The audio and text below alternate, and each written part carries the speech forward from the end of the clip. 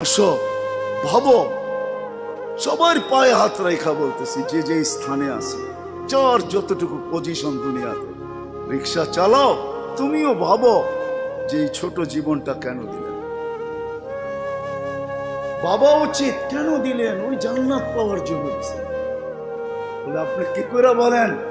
এই জন্যই বলি, কেন আমাদের যাত্রা জান্নাত থেকে, আমরা জান্নাতে যাব।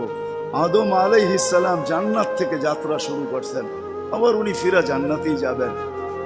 আমাদেরকে যদি আল্লাহ জান্নাত না দিবে, তাহলে মুসলমানের ঘরে আমার অস্তিত্ব দিল তো দিল কেন? আমি তো ডিমান্ড নোটও করি নাই, আমি তো আল্লাহর কাছে চাইও নাই, আমি তো আল্লাহর কাছে অনুরোধও করি নাই। আল্লাহ সদ ইচ্ছায় আমাকে মুসলমানের ঘরে পাঠাইছেন। দুনিয়াতে পা রাখতে দেরি, আজান একামতের ধ্বনি আমার কানে আসতে দেরি হয় না। কিন্তু সব সত্য, কিন্তু এটাও সত্য, আমি সবকিছু পাওয়ার পরে হারায় গেলাম, আল্লাহকে ভুলা গেলাম। এই জন্যই কোরআন আমাদের কানে ধ্বনি দেয়, কুতিলাল ইনসানু মা আকফারা। ও মানুষ, তুই অকৃতজ্ঞ হইলি তো হইলি কি করে? উচিত তো ছিল ফল আসলে গাছ আরো ঝুঁকবে, ফল আসলে আরো ঝুঁকবে। উচিত তো ছিল শিক্ষিত মানুষগুলা শিক্ষিত হইয়া 24 ঘন্টা আল্লাহর কুদরতি পায়ে পড়া থাকবে।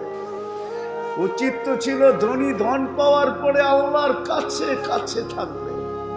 উচিত তো ছিল যুবক যৌবন পাওয়ার পরে আল্লাহর কুদরতি পায়ে যায় মাথা ঠেকায় দিবে, মালিক তুই আমাকে যৌবন দিছিস, দূরে যাই তো যাই কি করা, যৌবন তো তোরই দেওয়া। 24 ঘন্টায় আমাদের উপরে রহমতের বৃষ্টি বর্ষিত হইতে থাকে। তারপরও আমাদের সমাজের মানুষগুলা একটু ভাবে না, একটু চিন্তা করে না, এই ছোট জীবনটা কেন দিল? আসলাম আর যাব। উর্দুতে বলে খানা কামানা, খানা সোনা, সুবা পাখানা। এটার জন্য তো দুনিয়া